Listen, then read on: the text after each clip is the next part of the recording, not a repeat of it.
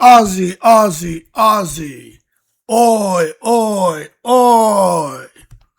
What the hell's going on out there, party people, man? Jai Opetaia, the big Osmoan, the big Uso, they're doing him wrong, getting screwed again. I mean, he's asking himself at this point, what more do I have to do? They took my IBF strap. It's sitting there vacant.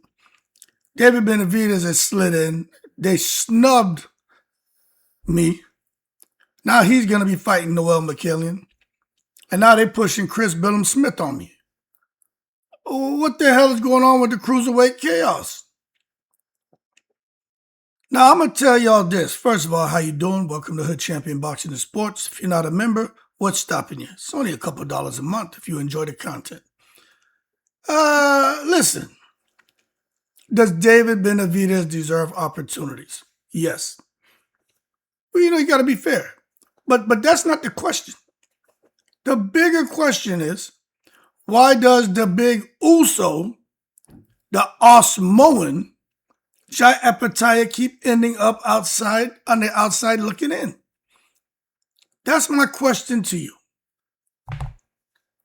For so many supporters, the situation feels like deja vu. Every time it appears, the big Uso Opetaia is about to secure a major championship opportunity, the landscape changes. I mean, I thought he was going to fight Mackaelian, beat him, get the WBC strap, Turk out a sheik, and they were going to go through the lawsuits, get him back his IBF belt, then he would have 2 belts, then Benavidez has 2 belts, and then end of this year, early next year, they fight for undisputed. But that's not what's materializing.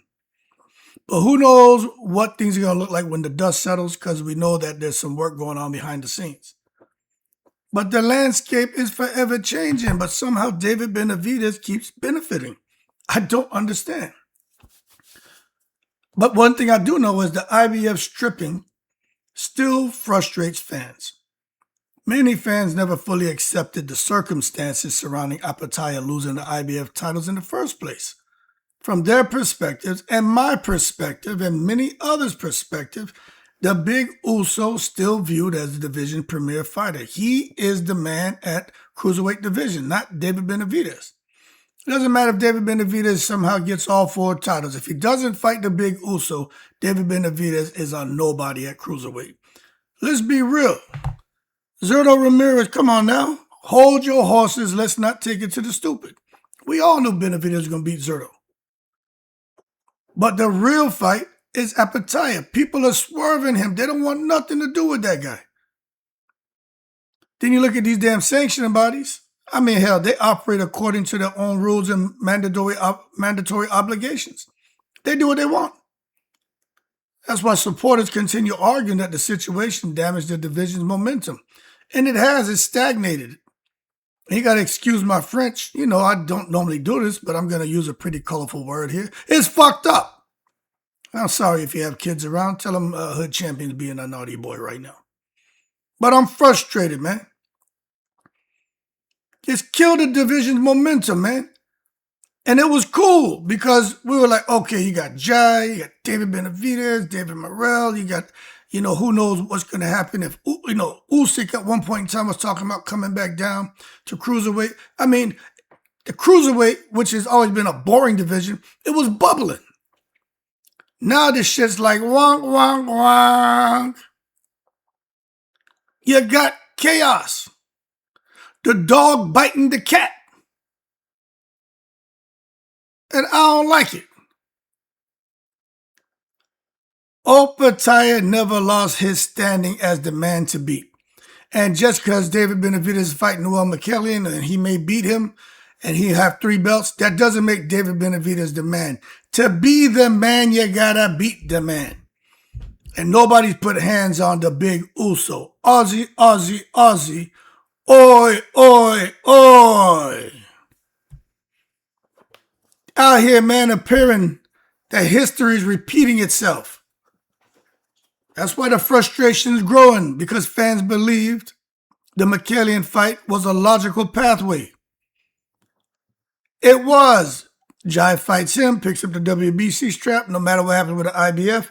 Well, at least he has a belt at cruiserweight again. He has the ring titles. Then he's, the Zuffa cruiserweight champion. I mean, whatever on that. We'll see how that goes in the next couple years. But the bottom line is he has some teeth again. You know what I mean? He got some grip. He's got what he needs, man, to really enter the conversation. He got a little bit more leverage in addition to his name and the ring title and everything else. He's back in the game, baby. But instead of all that shit, the conversation shifted towards David Benavidez and Mackaelian instead of Jai Opetaia and Mackaelian. Now, the negotiations are happening. I think the fight's going to happen. I mean, they're in the final stages of finalizing the deal. So it is what it is. So supporters, I'm just letting you know, no matter what questions you're asking, I'm giving you the answers, all right? There's nothing else to talk about. David Benavidez and Mackaelian are going to fight. And it looks like Jai Opetaia is going to have to fight Billum Smith. And that's where it leaves Jai Opetaia. You know what I'm saying? It leaves him there in the breeze to have to fight somebody on Zuffa. And hey, look, he wanted to go over there. He's making good money. Can't blame him. But I do think Turki Al-Sheikh, when Turkey's in the house, every day is Thanksgiving. He's going to sort shit out. The man got the money to make everybody happy. That's all this shit is, man. These sanctioning bodies and promoters, they just want some monies. That's all. You could take their fighters as long as they still can get a percentage. I mean, they have to do nothing and still get paid. That's all they want. So when you think about it that way, they can all kiss my ass. Because the fighters ultimately suffer. But let's see what Turki Al-Sheikh does. Now, Benavidez, he could end up controlling the division. I mean, I'm just looking at it. Let's say they don't give Jai an opportunity to fight for the IBF belt, or somehow then David Benavidez fights somebody for the vacant title and now he becomes undisputed. That would be terrible. And I don't know if I would blame Benavidez or not, but it's time that I start blaming his ass. Yeah, he's the fighter and his team are around calling the shots and making the damn power moves, but at the same time, I got to blame him. How you could come out here, man, as a man who's been whipping ass and take pride in having your team, man, somehow jostle things around to get you to pick up title after title after title and possibly become undisputed at cruiserweight, and you never fought Jai Opetaia. How you going to run around here talking about you the big dog? Y'all cover your kids' ears because here comes another colorful word. Get the fuck out of here. Sorry, Hood Champion's having a moment. That's not okay in my book, but don't get me wrong. I mean, if I had a team that could do that for me, I mean, maybe I tell them, like, I don't like this, and they're like, look, just shut up and color. Just trust what we're doing. We're going to get you paid. We're going to get you titles. We're going to help build your legacy, and then we'll make this fight with Jai. But right now, we don't need any roadblocks. We need to we need a clear pathway to you becoming undisputed. And Jai is not the person you want to fight before you become undisputed, because there's a good chance your ass will lose. But Benavidez, look, he could successfully acquire all the titles outside of the ring in the Zuffa belt. He could find himself holding all four of them belts at cruiserweight and be the big dog. And that's why it's created so much discussion, at least for me. Because if one fighter controls all the belts, and Jai Opetaia, he's outside the title picture, aside from his ring title and Zuffa belt, the pressure will rapidly build for a showdown. And it's already happening. That's why, I've been gone for a while, Y'all know I'm international. I'm island hopping right now. But I'm back, so I'm doing my videos. But that's why I'm out here talking, because I think we need to get that showdown, man. And, fans already consider Opetaia one of the most dangerous threats. I mean, not just at cruiserweight, but also at heavyweight. So Jai Opetaia, but the whole damn boxing community knows he's the real deal. But there is a perception problem. The issue may not even be reality. The issue is perception. You know what I mean? Right now, many supporters perceive that opportunities keep moving around Opetaia rather than towards him, and that's a fact. Whether that perception is fair or unfair is gaining traction, because it's true. And once fans begin believing a fighter is being overlooked, and every future decision gets examined through that lens, and that's where we are. We're like, they're overlooking this man. They're blackballed him, being ostracized, alienated, bookshelved. This is bullshit. And that's what happened. Fans are angry. We can accept a loss. As an observer, as a supporter of a fighter, generally, we can accept losses. We can accept mandatory defenses. But we struggle accepting the confusion. And what you have here is a very ambiguous situation. When boxing's biggest fights don't happen, fans want explanations. When elite fighters appear stuck waiting, fans become suspicious. When championship belts remain vacant while top contenders sit inactive, criticism grows louder. That's why I'm here, vociferating my frustration. And I'm not going to deliver another colorful word because I'm in a much better space. But the biggest loser is the cruiserweight division. Because the division's lost momentum, it's not bubbling no more, and it's always been mundane. The shit was active. Everybody was talking about it. Now the whole cruiserweight division looking crazy. So regardless of who fans support, the cruiserweight division benefits when the biggest names fight each other. They need that shit. The cruiserweight division is like 160. Them two divisions are just not all that active. It's not like 140, 147, 154, 168. You know what I mean? 135.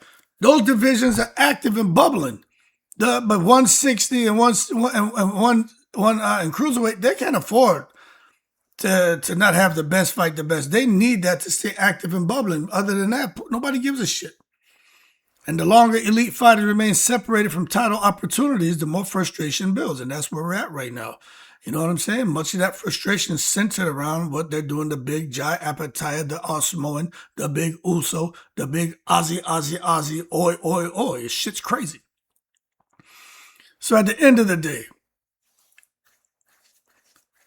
David Benavidez' team is doing what they're supposed to, you know? And I understand it. I'm a boxing fan. But Hood Champion's frustrated. I'm frustrated. Because I'm watching this and I'm saying, how... Okay, here it goes. Another colorful word, all right? I apologize. Cover your kids here. How the fuck are they doing this? You got the big Uso there. They won't get this man a fucking fight. He can't fight for a title. Oh, he shouldn't have went to Zuffa. I mean, how is anybody okay with this? And to be honest with you, I'm a Jai fan. But if they were doing this for him, I'd be saying the same thing. I say, yo, hold on a second. All right, Jai, you know, I like you and shit, but how you getting the IBF belt, the WBO, WBA, WBC, and you ain't, and Benavidez is over here and they stripped him and now he can't fight for, I'd be asking the same questions. How? Who, what, when, where, why, how?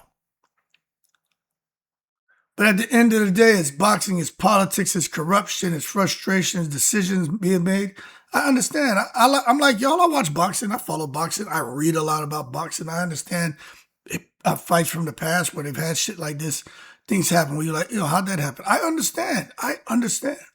But I don't agree. And I definitely don't agree with what's going on, man. Opetaia snubbed again. It's horrible.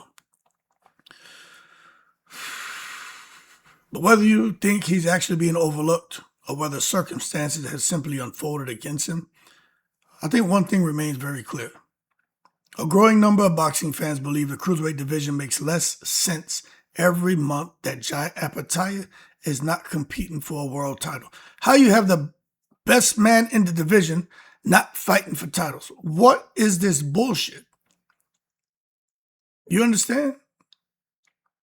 And until the division produces clear answers and gets Jai back in position for fighting for these titles and stop blackballing him because somebody's, what hurts, the questions are only going to get louder and Hood Champion's going to lead the effort. Because what they're doing to the big Uso, the Aussie, oi, Jai Opetaia, that shit's wrong. But Turkey Al-Sheik's got the money, so we're going to see how long Turkey Al-Sheik can allow this bullshit to play out. And for him to be snubbed before he goes in there and writes one of them $100 checks and says, all right, everybody, hocus pocus, and goddamn men in black them and make shit go away and reset their minds where they forget about everything that's happened. That's what they need. They need the goddamn men in black pen and push the button and make them forget. Reset their memories.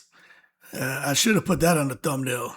Jai Opetaia as the men in black and with the thing in the whatever that shit was called in his hand. But that being said, y'all keep cool. Let's see what happens. But I'll tell you this. They got to fight Jai. As long as he beats Chris Billum Smith, that's what it looks like Jai's going to be fighting. He beats him, I mean, there's nowhere else for Benavidez to go unless they put somebody there to fight Vidal Smith or Vidal Riley, whatever his name is, to fight Jai for the vacant IBF strap. I mean, but you definitely going to see that they're putting duck sauce on the fried rice then. You know what I'm saying? They might as well go get a job over there at Lu Hong Chinese restaurant, the Golden Fish Paradise, and go get the fried rice and chicken wings with a bucket of duck sauce. Because that's what we're going to start saying. Matter of fact, I'm going to do a couple more videos this weekend. And I'm going to be talking about David Benavidez, his team, and the goddamn duck sauce on the fried rice. Because that's exactly what it looks like it is. They are ducking the big Uso. Y'all keep cool. I'm in the breeze.